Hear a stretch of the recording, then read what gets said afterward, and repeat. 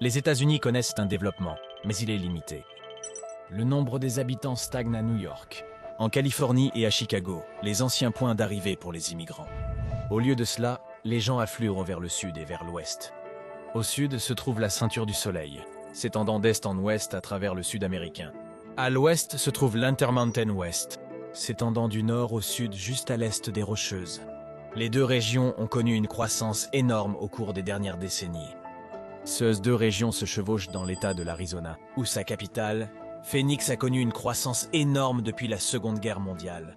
C'est maintenant la 5e plus grande ville du pays, avec 1 600 000 personnes, après seulement Houston, Chicago, Los Angeles et New York. La croissance de l'Arizona est d'autant plus impressionnante comparée à celle de son voisin, le Nouveau-Mexique, qui a eu beaucoup plus de mal, perdant des millions au profit de voisins plus forts économiquement. Les États-Unis ont longtemps été l'un des pays les plus mobiles au monde, ce qui signifie que le taux de migration à l'intérieur du pays par les résidents permanents et les citoyens est très élevé. Mais ces taux ont récemment diminué. Moins d'Américains ont déménagé en 2019 que depuis 1947. Il y a eu une petite hausse en 2020 et 2021. Cependant, la pandémie du Covid-19 a conduit beaucoup de personnes à déménager des villes très peuplées vers des zones plus rurales. Pendant que la population du Nouveau-Mexique et d'autres États, tels que la Californie, New York et l'Illinois, a diminué. D'autres États comme Texas, Floride, la Caroline du Nord et l'Arizona ont vu des gains. Mais si l'Arizona et le Nouveau-Mexique sont largement similaires en termes de géographie, de climat et de localisation, alors pourquoi les gens choisissent-ils l'un plutôt que l'autre? Explorons les raisons de cela et essayons de comprendre pourquoi les gens déménagent en Arizona, mais pas au Nouveau-Mexique. Tout d'abord, quelques informations de base que vous devez connaître pour comprendre l'état du Grand Canyon. Avec une superficie de 113 998 miles carrés, l'Arizona est le 6e plus grand État par sa taille. Et depuis plus d'un siècle, il attire les touristes vers l'immense désert de Sonora, avec son paysage pittoresque parsemé de cactus saguaro, habitat de serpents à sonnettes et scorpions. En fait, l'Arizona a le plus d'espèces venimeuses en dehors de l'Australie. Mais ce n'est probablement pas ce qui incite tant de gens à y déménager. Elle a aussi des forêts denses de sapins et de pins. Et vous pouvez même skier dans le nord près de la ville de haute altitude de Flagstaff. Mais c'est cette chaleur sèche du désert pour laquelle l'Arizona était d'abord connue. Avec ses hivers doux et environ 300 jours de soleil chaque année, elle est devenue une destination de choix au début du XXe siècle pour les personnes souffrant d'asthme et de tuberculose. Cela en a fait une destination attrayante pour les Américains plus âgés qui continuent d'affluer à ce jour et qui ont tant contribué à la croissance de la population de l'Arizona dans les décennies après la Seconde Guerre mondiale. La ville de Phoenix domine l'État. C'est à la fois la capitale et de loin la plus grande ville, et a été décrite comme un témoignage de l'orgueil de l'homme, apportant obstinément la vie à un paysage inhospitalier. Mais selon certaines mesures, Phoenix est un centre urbain depuis plus de 1000 ans. Avant l'arrivée des Européens, c'était l'une des parties les plus densément peuplées de l'Amérique du Nord, habitée par les Hohokam, qui appelaient la région Ville du Serpent dans leur propre langue. Les Hohokam ont construit environ 135 miles de canaux qui ont rendu la région habitable, voire verdoyante. Fondée en 1867, lorsque la ville américaine de Phoenix a été fondée, les canaux ont été revitalisés. Et ainsi, la ville a été nommée d'après l'oiseau mythologique immortel, de la même manière dont la ville est née des cendres de la civilisation Hohokam. Les humains sont arrivés pour la première fois dans la vallée de la rivière Selle il y a environ 10 000 ans pour chassant de gros gibiers, bisons, mammouths et paresseux terrestres. Il y a 8 000 ans, ils pratiquaient déjà une forme d'agriculture. Il y a 3500 ans, ils avaient importé la culture du maïs des grandes civilisations de la Mésoamérique, ce qui a vraiment rendu la vie dans la vallée de la rivière Selle durable. Il y a 2000 ans, des groupes comme les Mogolons et les Sinawa sont arrivés, et les ancêtres des Pueblos, parfois appelés les Anasazi. Mais lors de l'arrivée des Espagnols, la civilisation Hohokam n'existait plus. Une sécheresse de 300 ans commençant au XIIe siècle a conduit à un bouleversement social de masse et à l'effondrement de la civilisation. Coronado a conduit les Espagnols dans la région, qui avaient entendu parler des récits aztèques d'une grande civilisation riche en or, El Dorado. Mais les Espagnols ont plutôt trouvé les cendres de la culture Hohokam et les gens qui avaient pris leur place, les Apaches et Navajos qui étaient les nouveaux venus dans la région. Parmi les Espagnols se trouvèrent les prêtres jésuites qui ont fondé des missions à travers l'Amérique espagnole, convertissant les locaux au catholicisme. Après l'indépendance du Mexique de l'Espagne en 1821, la région fait désormais partie de la Nouvelle-Californie, également connue sous le nom de Alta ou Haute-Californie. Mais cette partie du Mexique indépendante a duré moins de 30 ans. La fin de la guerre américano-mexicaine en 1848 a apporté aux États-Unis la terre au nord de la rivière Gila pour être administrée conjointement sous le nom de Nouveau-Mexique. Les dernières touches sont venues quelques années plus tard avec la négociation de l'achat de Gadsden. De puissants intérêts ferroviaires représentés par le lieutenant Jacques Gadsden voulaient construire une branche sud du chemin de fer transcontinental, suffisamment au sud pour qu'ils puissent contourner les montagnes rocheuses au nord. Pour ce faire, ils avaient besoin que les États-Unis acquièrent du Mexique la mince bande de terre au sud de la rivière Gila. L'administration du président Franklin Pierce a finalisé l'achat de Gadsden en 1853. Et avec cela, l'acquisition des États-Unis continentaux était achevée, bien qu'il faudrait plus de 50 ans avant que tous les territoires n'atteignent l'état de pleine souveraineté. En 1867, le territoire a été divisé en deux, le Nouveau-Mexique à l'est et l'Arizona à l'ouest.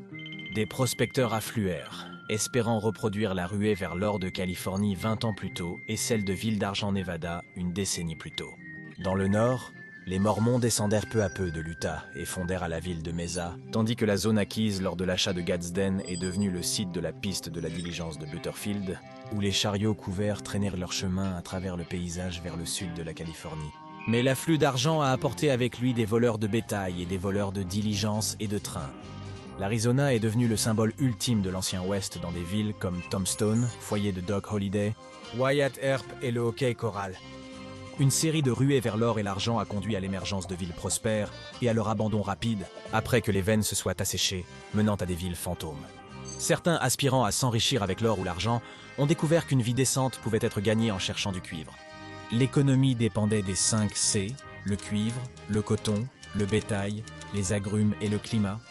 Dans les années 1890, Phoenix est devenu un carrefour ferroviaire important pour l'expédition de marchandises de la côte ouest vers l'est. Son climat sec en faisait une destination de choix pour les malades chroniques et de nombreux sanatoriums ont été fondés. Comme d'autres territoires éloignés, l'État dépendait fortement des dollars fédéraux pour les projets d'infrastructure. Pourtant, les efforts pour faire de l'Arizona un État ont échoué, bien que la Californie soit devenue un État en 1850, juste 2 ans après son acquisition. Des efforts similaires pour l'Arizona et le Nouveau-Mexique ont été entravés par la perception de la région comme un territoire étranger peuplé d'Indiens et d'hispanophones. Finalement, en 1912, le Nouveau-Mexique est devenu le 47e État, suivi quelques mois plus tard par l'Arizona, qui est devenu le 48e et dernier État du continent des États-Unis. Les historiens ont décrit les premiers jours du Sud-Ouest en utilisant des termes comme le colonialisme interne, où les ressources étaient extraites du sol pour être traitées dans les usines de l'Est ou vendues sur les marchés de l'Est. La valeur de la terre dépendait de ce que les gens de l'Est étaient prêts à payer pour ces produits. Mais il y avait déjà des signes précoces que l'Arizona ne resterait pas un arrière-pays sous-développé. En 1929, l'Arizona a vu la fondation de l'aéroport Sky Harbor, s'impliquant tôt dans les avions de passagers et établissant l'État comme un site important pour l'aviation militaire, tandis que le barrage Roosevelt a été achevé en 1911 et a augmenté l'eau disponible pour la communauté grandissante. Pendant la dépression, le Sud-Ouest a été davantage dévasté par le Dust Bowl, et les dépenses fédérales ont augmenté en conséquence. Ces années ont vu la construction du barrage Hoover. Rivalisant avec le Grand Canyon pour les touristes, l'Arizona peut maintenant se vanter d'avoir 2 merveilles du monde, une naturelle et une créée par l'homme. Son emplacement isolé en faisait un lieu idéal pour les installations militaires pendant la Seconde Guerre mondiale. Des camps détenant des prisonniers de guerre allemands, des camps d'internement pour immigrants japonais, ainsi que des citoyens américains d'origine japonaise. Pour l'armée de l'air, le Sud-Ouest était idéal pour ces vastes étendues de terre ouvertes et ces ciels clairs qui permettaient de bonnes conditions de volume toute l'année. La Seconde Guerre mondiale a accru la mobilité des Américains. Les soldats stationnés à travers le pays avaient eu un aperçu de la vie en dehors de leur petite ville du Midwest ou de leur ville bondée de la côte Estimated. Après la guerre, les soldats qui avaient été stationnés en Arizona sont revenus pour s'installer, pour s'enraciner, lancer des entreprises et fonder des familles. La loi GI a permis à des millions de vétérans d'accéder à des hypothèques. L'invention de la climatisation a rendu confortable l'installation dans des endroits où peu avaient la constitution de vivre auparavant. La croissance de la main-d'œuvre en Arizona a attiré des entreprises comme Motorola, Goodyear et International Business Machines, des contractants militaires et aéronautiques, et même la première franchise McDonald's en 1953. L'Amérique subissait un processus de banlieusisation où chaque famille voulait une maison individuelle et une allée avec une automobile. Les terres non développées du sud-ouest étaient idéales pour accueillir ce rêve de s'étendre, et Phoenix a répondu avec des politiques qui ont rendu encore moins chère la construction autour des franges de la ville. Une culture nouvellement dépendante de l'automobile dépendait de projets fédéraux comme l'Interstate Eisenhower pour se déplacer. En même temps, une grande population a mis une pression renouvelée sur l'approvisionnement en eau, rendant plus difficile de gagner sa vie grâce à l'agriculture. Tout au long de ces années, Phoenix est resté fermement ségrégé. Selon la loi de 1965 sur le droit de vote, l'Arizona était le seul État en dehors du Sud-Est traditionnel à être désigné pour la surveillance des élections. Quand les San Francisco Giants sont venus pour l'entraînement du printemps, même Willie Mays a eu du mal à trouver un endroit à louer. L'afflux de vétérans a également changé l'orientation politique de l'État. Auparavant, il était solidement démocrate. Désormais, des fermiers de l'Ohio ont orienté l'État vers une tendance républicaine, tandis que les entreprises technologiques qui s'étaient installées attiraient des ingénieurs et des travailleurs qualifiés qui ne voyaient pas la nécessité d'un syndicat. Une grande partie du crédit pour ce changement politique peut également être attribuée à Barry Goldwater, auteur de La conscience d'un conservateur et le candidat républicain à la présidence en 1964. Bien que Goldwater soit devenu célèbre à l'échelle nationale en tant que voix intransigeante de la droite, en tant que figure majeure du Parti républicain dans son État, il a soutenu des candidats modérés qui ont essayé de plaire aux gens des deux côtés de l'allée. Alors que le pays s'enfonçait davantage dans les années 1960, l'Arizona est devenu un centre pour les retraités cherchant à passer leurs années d'or dans un endroit bon marché et chaud. Sun City, fondée sur le site d'une ancienne ville fantôme, a été la première communauté intentionnelle de ce type, construisant des unités détachées et des commodités attrayantes pour les retraités qui voulaient être une communauté. Sun City, qui n'est pas une maison de retraite, compte aujourd'hui près de 40 000 résidents. De 1970 à 2000, la population des États-Unis dans son ensemble n'a augmenté que de 38%, mais pendant cette même période, l'Arizona a augmenté de 190%, triplant presque sa population. Bien que la ceinture du soleil s'étende techniquement à travers le sud des États-Unis, le terme est devenu fortement identifié avec le sud-ouest, guidé par l'Arizona. L'Arizona a d'abord grandi en vantant son coût de la vie relativement bas. Elle persiste à appliquer des politiques pro-croissance favorisant la construction de logements et l'établissement de nouvelles entreprises.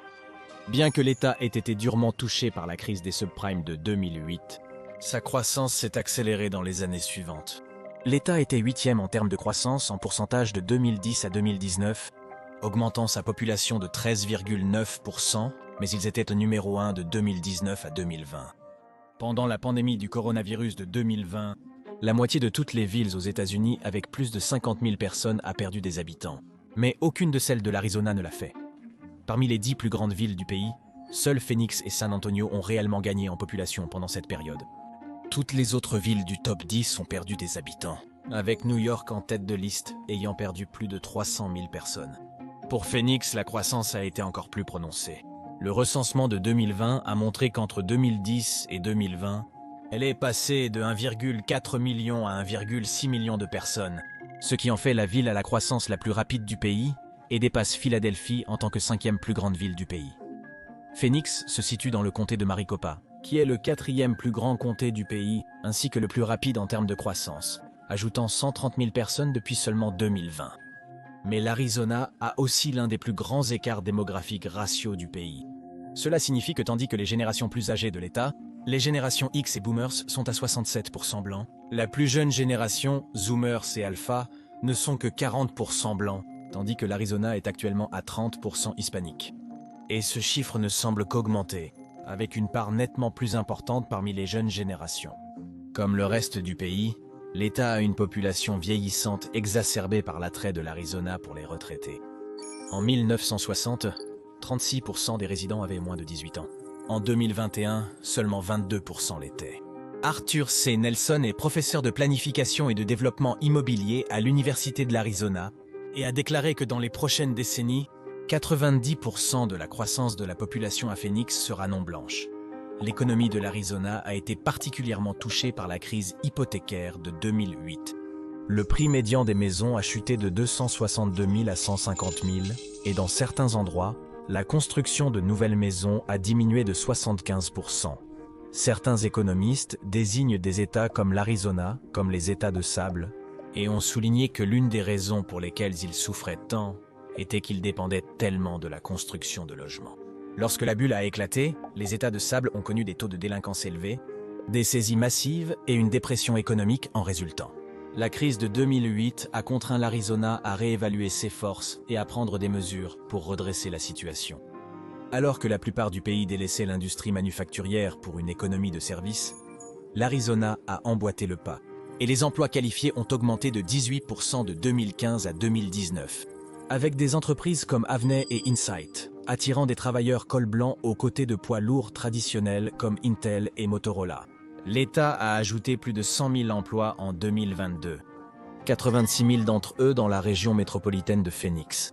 Mais en même temps, l'Arizona continue d'exporter des produits agricoles comme la laitue, les épinards, le brocoli, le cantalou et la pastèque, avec une gestion rigoureuse de l'eau.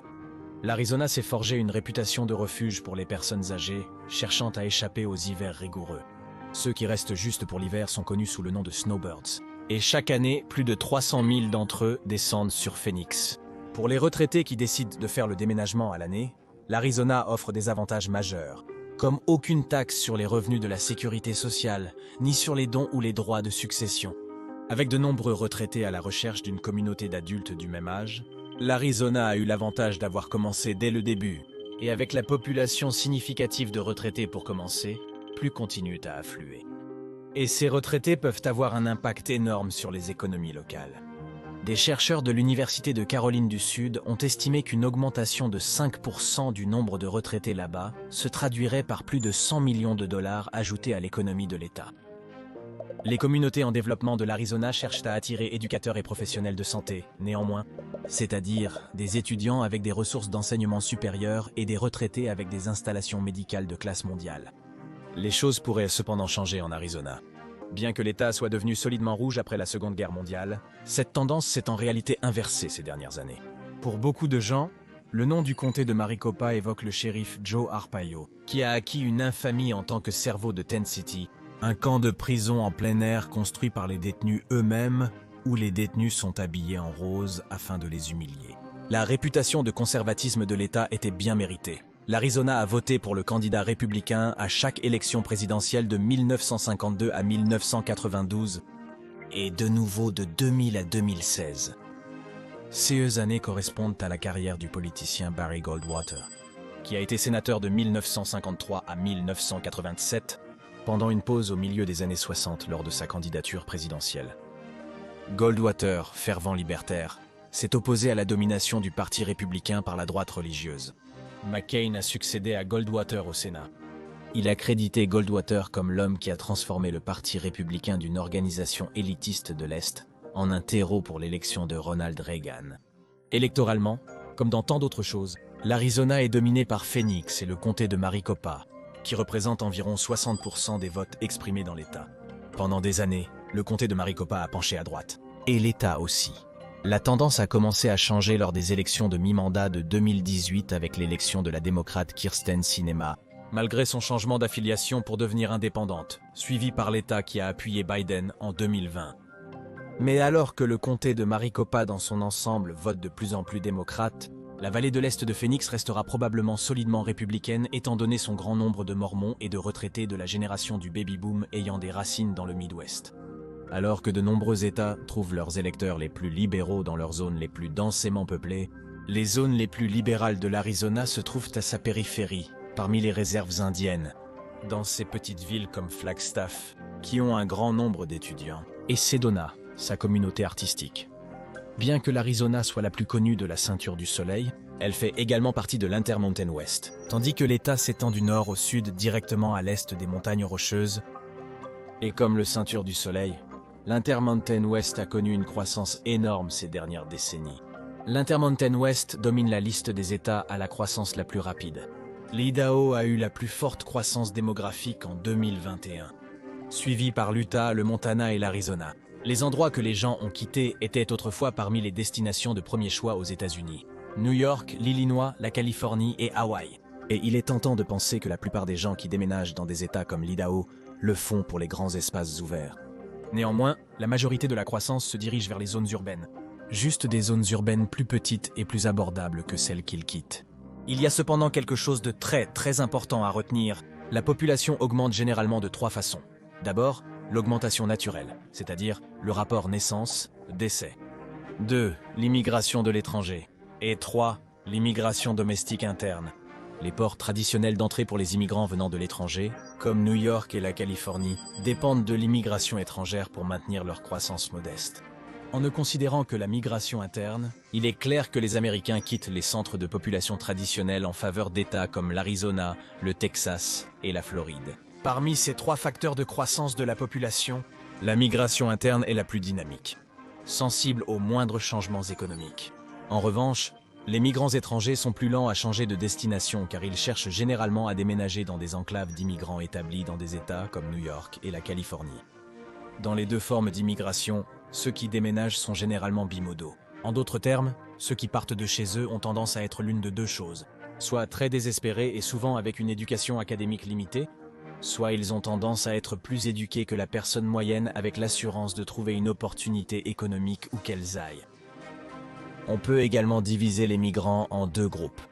Les migrants contractuels déménagent avec un emploi garanti. Les migrants spéculatifs partent de chez eux persuadés que n'importe où ailleurs ne peut être pire que leur situation actuelle. Des destinations d'immigration traditionnelles comme New York et la Californie jouent un rôle pivot en attirant des migrants de grande distance, puis en les envoyant sur une distance plus courte vers les États voisins. Considérons la Californie, attirant des migrants de la côte Est, du Midwest et de l'étranger, puis les envoie dans des États voisins comme l'Arizona des années ou des décennies plus tard. Une grande partie de la croissance en Arizona a eu lieu dans les zones métropolitaines limitrophes comme Phoenix. Et les chercheurs ont inventé le terme Bloomberg pour désigner les villes de plus de 100 000 habitants qui ont connu une croissance d'au moins 10% lors de chacune des 3 dernières décennies. La zone métropolitaine de Phoenix seule comprend 8 villes de 100 000 habitants ou plus, et les plus grands Bloomberg ont maintenant une population plus élevée que des villes comme Saint-Louis ou Pittsburgh. L'Arizona abrite des Bloomberg comme Buckeye et Queen Creek, des endroits qui sont assez proches pour se rendre en ville, mais où le logement reste abordable. Buckeye est un exemple extrême. Elle est passée d'une ville de 6 500 en 2000 à plus de 110 000 aujourd'hui. Mais jusqu'à maintenant, c'est l'histoire de la croissance démographique phénoménale de l'Arizona, qui est en réalité l'histoire de l'explosion démographique de la région de Phoenix. L'Arizona a un voisin immédiat qui ne s'en sort pas aussi bien. Autrefois, l'Arizona et le Nouveau-Mexique faisaient partie du même territoire acquis par les États-Unis auprès du Mexique. Mais là où l'Arizona a trouvé un moyen de transcender sa réputation aride, le Nouveau-Mexique s'est retrouvé laissé dans la poussière. En fait, de 2010 à 2017, le Nouveau-Mexique a en fait connu une migration nette négative, perdant environ 28 000 personnes. Pire que ça, les départs concernent davantage les diplômés universitaires à la recherche d'opportunités de col blanc dans les États voisins. La destination la plus populaire pour les personnes quittant le Nouveau-Mexique étant Denver. Le Nouveau-Mexique est légèrement plus grand que l'Arizona, avec 120 et 1 590 miles carrés, ce qui en fait le 5e plus grand État par sa taille. Cependant, il est 45e en population avec près de 2,1 millions d'habitants, avec une moyenne de seulement 17 personnes par mile carré. Et parmi les 33 comtés de l'État, 32 d'entre eux sont officiellement classifiés comme ruraux. La partie sud de l'État est dominée par le désert de Chihuahua, qui est le plus grand désert en Amérique du Nord.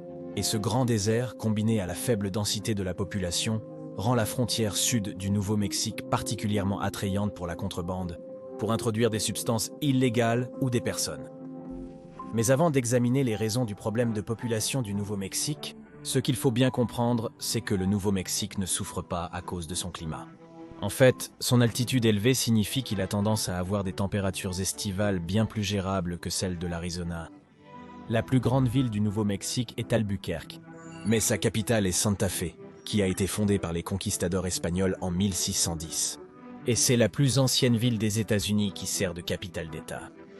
Les États-Unis ont gagné la plupart de l'État pendant la guerre américano-mexicaine, mais la région est restée un arrière-pays. Et le général William Tecumseh Sherman a même une fois dit « Les États-Unis devraient redéclarer la guerre au Mexique et leur faire reprendre le Nouveau-Mexique ». Le Nouveau-Mexique a obtenu le statut d'État en janvier 1912, juste quelques mois avant l'Arizona. Et les 2 États semblaient liés ensemble, les 2 servant de source de ressources naturelles pour enrichir les entrepreneurs de l'Est.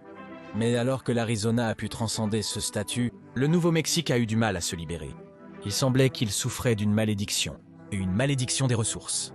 Dans les années 1950, les économistes ont remarqué une relation inverse entre le succès économique et les ressources naturelles. Des pays pauvres en ressources comme Israël, la Suisse et le Japon devenaient plus riches, tandis que des régions comme le Mexique et la Virginie de l'Ouest connaissaient une pauvreté chronique. Et les économistes ont appelé ce phénomène la malédiction des ressources. Après une étude plus approfondie, il a été théorisé que le problème n'était pas dû à la spécialisation dans les ressources naturelles, mais à la spécialisation elle-même, qui avait tendance à aveugler les gens sur d'autres opportunités, et à faire en sorte que les régions sous-investissent dans des ressources qui conduiraient à la croissance, comme l'éducation. Aux États-Unis, les régions fournissant des ressources étaient presque traitées comme si elles étaient des possessions coloniales, avec des étrangers dépouillant la région de ses matières premières et envoyant la richesse obtenue à partir d'elles vers d'autres États. Mais ensuite, un étrange tournant historique inverserait brièvement cette tendance. En 1921, Robert Oppenheimer était un étudiant universitaire souffrant de dysenterie. Comme tant d'autres, il se dirigea vers le désert du Nouveau-Mexique dans l'espoir que l'air sec soulagerait ses symptômes. Oppenheimer a trouvé le temps chaud si agréable qu'il est revenu au fil des ans.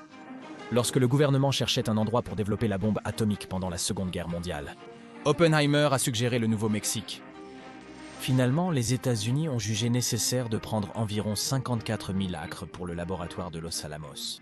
Par coïncidence, le Nouveau-Mexique fournissait aussi beaucoup d'uranium nécessaire pour le projet. Le 16 juillet 1945, la première bombe atomique a explosé dans son désert. Immédiatement après la Seconde Guerre mondiale, la guerre froide signifiait que la recherche allait continuer à Los Alamos à un rythme effréné. L'afflux de scientifiques et d'argent gouvernemental a transformé l'État. Albuquerque est passé d'une population d'environ 70 000 en 1940 à plus de 200 000 en 1960. Pendant les années 1950, la ville comptait plus de docteurs par habitant que n'importe quelle autre aux États-Unis. En 1980, seulement un habitant sur 5 était né dans la ville, et 40% y vivaient depuis moins de 5 ans. L'héritage atomique du Nouveau-Mexique perdure dans ces laboratoires, site d'élimination des déchets et d'armes nucléaires. Pour ceux non impliqués dans la recherche nucléaire, il y avait de bonnes raisons de rester à l'écart. En 1986, des documents obtenus via la loi sur la liberté de l'information ont dévoilé plusieurs incidents de flèches brisées, c'est-à-dire des têtes nucléaires perdues et non récupérées. Les documents détaillaient un incident en 1957 lorsqu'un bombardier, B-36, avait accidentellement largué une bombe à hydrogène de 10 mégatonnes sur un terrain appartenant à l'Université du Mexique. Les explosifs accompagnants, bien que heureusement pas le dispositif nucléaire lui-même, avaient détonné, laissant un cratère de 25 pieds de profondeur. Au fil des décennies, les efforts d'une exposition à long terme à même de faibles quantités de radiation sont devenus apparents. L'exemple le plus célèbre était à Canyon du Pueblo, aussi appelé Canyon Acid. Il a été utilisé comme site de décharge par le laboratoire de Los Alamos jusqu'en 1964. Après que le site a été nettoyé, les responsables ont affirmé que les niveaux de radiation étaient sous le seuil d'inquiétude. Et la zone a été réouverte aux randonneurs. Ce n'est qu'en 2008, lors d'un procès pour mort injustifiée, que l'Université de Californie a finalement admis avoir utilisé le site comme décharge pour les déchets liquides radioactifs. Et il y a encore d'innombrables histoires comme celle-ci. Des erreurs commises et reconnues seulement des décennies après sous la pression juridique. Des familles entières ont contracté des cancers rares. Pour les individus concernés, appelés downwinders, il était souvent trop tard pour sauver leur propre vie. Les informations ne pouvaient être utilisées que pour aider les autres et pour obtenir un certain degré de justice pour les victimes. L'expérience du Nouveau-Mexique en matière d'énergie nucléaire illustre la malédiction des ressources. L'industrie a connu un boom des années 1940 aux années 1970 alors que les États-Unis faisaient face à une guerre mondiale et à une menace rouge, ainsi qu'à la crise énergétique des années 70.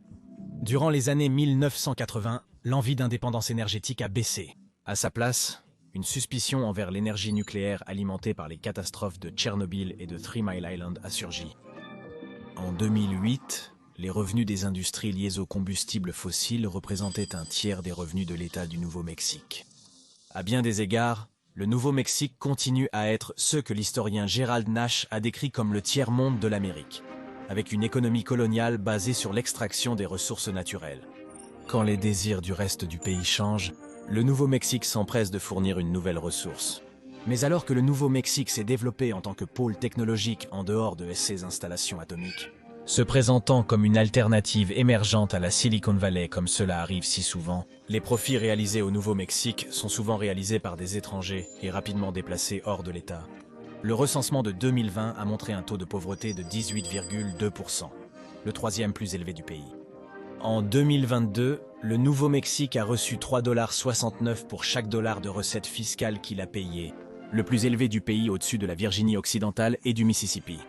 Malgré la pauvreté prévalente, le Nouveau-Mexique abrite le Spaceport America, le premier spatioport commercial construit à cet effet au monde, possédé et exploité par l'État pour lancer des fusées pour des entreprises comme Virgin Galactic entre autres. Aujourd'hui, le Nouveau-Mexique est l'un des 6 seuls États à majorité minoritaire où les résidents blancs représentent moins de 50% de la population de l'État. Il a la plus haute proportion de résidents d'ascendance hispanique du pays à 49% et la deuxième plus haute proportion d'Amérindiens après l'Alaska. 77% des enfants qui fréquentent l'école publique sont non blancs et 75% ont droit à des repas subventionnés. En 2018, les terminales du Nouveau-Mexique se classaient 50e en préparation universitaire via les scores des tests standardisés du pays, bien qu'il convienne de noter que l'Arizona était classé 48e. En tant qu'État à faible densité, le Nouveau-Mexique souffre des mêmes maux que les zones rurales à travers le pays. L'obésité, le diabète et l'addiction, où les décès dus à l'alcool sont 140% plus élevés que la moyenne nationale. Alors que l'Arizona et le Nouveau-Mexique ont connu des différences marquées en matière de migration interne, ils sont également unis de manière unique par l'histoire et la géographie. De plus, ils sont flanqués de chaque côté par 2 géants de la population, la Californie et le Texas, les 2 États les plus peuplés du pays, respectivement. La Californie et le Texas symbolisent des visions opposées de politique et de régulation économique et du rôle de l'État dans la garantie de la propriété, et c'est la perte de l'un de ces États qui aide à renforcer les chiffres de la population de l'Arizona. Des célébrités comme Joe Rogan et des hommes d'affaires comme Elon Musk ont effectué des déménagements très médiatisés de la Californie vers le Texas, afin d'éviter le fardeau fiscal de la Californie. Ceci a été salué comme un signe du déclin de la Californie, une version inversée des raisins de la colère, avec les Californiens chassés de leurs terres par des taxes onéreuses et un coût de la vie exorbitant. Le recensement de 2020 a montré qu'en 10 ans, la Californie a perdu environ 70 000 résidents, se réduisant de 0,7%. C'était la première réduction de la population de l'État depuis au moins 1900. Les sièges au Congrès sont réajustés après chaque recensement. Et pour la première fois en 2020, la Californie a perdu un siège. Il existe une mesure appelée parité de prix régional, ou PPR, qui mesure le pouvoir d'achat relatif. Le PPR de la Californie est de 116,4, ce qui signifie que les prix sont généralement 16% au-dessus de la moyenne américaine. Le PPR inclut les biens et services de consommation ainsi que les prix des maisons. Et seul le coût de la vie à Hawaï est plus élevé qu'en Californie, tandis que celui de l'Arizona est vers le milieu du peloton. Les coûts de l'énergie commerciale en Californie sont également gonflés. Seuls l'Alaska et Hawaï sont plus chers, et ils ont l'excuse de ne pas être connectés au reste du pays. Le coût du logement en Californie peut également être prohibitif. L'État a certains des coûts de logement les plus élevés du pays, et 37% des résidents disent qu'ils ont envisagé de quitter l'État en raison du coût du logement. Une mesure appelée le multiple médian divise le prix médian d'une maison par le revenu médian d'un ménage. Lorsqu'on décompose par ville, des endroits comme Los Angeles et San Francisco se trouvent vers le bas de la liste, avec des prix de maisons bien plus chers que le revenu médian. Encore une fois, Phoenix est au milieu. Les villes où le logement est le plus abordable par rapport aux revenus sont des endroits comme Pittsburgh, Rochester et Buffalo, les anciennes villes de la Rust Belt, qui commencent maintenant à se remettre sur pied. Selon cette mesure, la Californie pourrait en fait être une sorte d'aperçu du futur de l'Arizona. Les 2 États se sont développés selon un modèle d'étalement dépendant de l'automobile. Avec une telle faible densité, le développement supplémentaire pousse les gens de plus en plus loin du centre urbain, rendant les temps de trajet insoutenables. L'Arizona revendique 17% de toutes les personnes quittant la Californie. Et on estime que 20 à 25% des personnes qui déménagent dans la région de Phoenix viennent de la Californie. Si la destination est décomposée par comté, le comté de Clark, Nevada est la destination principale des Californiens qui déménagent, suivi par le comté de Maricopa, Arizona. Mais il est important de regarder qui quitte la Californie. Certains ont soutenu que ce sont les membres les plus productifs de l'État qui partent, repoussés par des impôts sur le revenu élevé. Mais il semble en réalité que le contraire se produit. En fait, ce sont les adultes à revenus faibles et moyens qui ont été poussés à sortir par le coût de la vie élevé en Californie. Pendant ce temps, La Californie continue d'attirer des jeunes gens avec des revenus plus élevés et un niveau d'éducation plus élevé. Ce qui est vrai, cependant, c'est que certains dirigeants d'entreprises en ont assez du cadre réglementaire de la Californie. Un rapport de l'Institut Hoover note que les lois sur les heures supplémentaires en Californie sont plus strictes que la moyenne et que les employés peuvent facilement intenter des poursuites contre leur employeur. Il déplore la bureaucratie qui ralentit le processus d'ouverture d'une franchise de restauration rapide. L'Institut Hoover note que 272 entreprises ont déplacé leur siège hors de la Californie entre 2018 et 2021. La destination la plus populaire était le Texas, suivi de l'Arizona et du Nevada. Donc, bien que ce ne soient pas les personnes moyennement qui quittent la Californie pour des États comme le Texas et l'Arizona, certains des ultra-riches le font. Et il convient de noter que tout billionnaire comme Elon Musk quittant l'État a un effet disproportionné sur l'économie, car en Californie, les 5% des contribuables les plus riches représentent environ 40% des recettes fiscales de l'État. Il est clair que, bien que l'Arizona ne soit plus un État à faible coût de vie, et particulièrement à Phoenix, sa proximité avec des zones au coût de vie plus élevé comme le sud de la Californie en fait une alternative attrayante pour ceux qui ne peuvent plus se permettre de vivre dans leur communauté. Le Nouveau-Mexique n'a pas beaucoup œuvré pour être une alternative urbaine attrayante. La différence majeure vient de qui a saisi l'opportunité dès le début. Les promoteurs en Arizona ont vu le potentiel à répondre aux besoins des retraités et les avantages d'une économie basée sur une diversité de services. Tandis que le Nouveau-Mexique s'est retrouvé piégé par la malédiction des ressources. Quand nous regardons vers l'avenir, il est facile de prédire que le passé se répétera. Les riches s'enrichissent et les pauvres s'appauvrissent. Et pour l'Arizona et le Nouveau-Mexique, une fois combinés en un seul territoire, leurs chemins continueront probablement à diverger.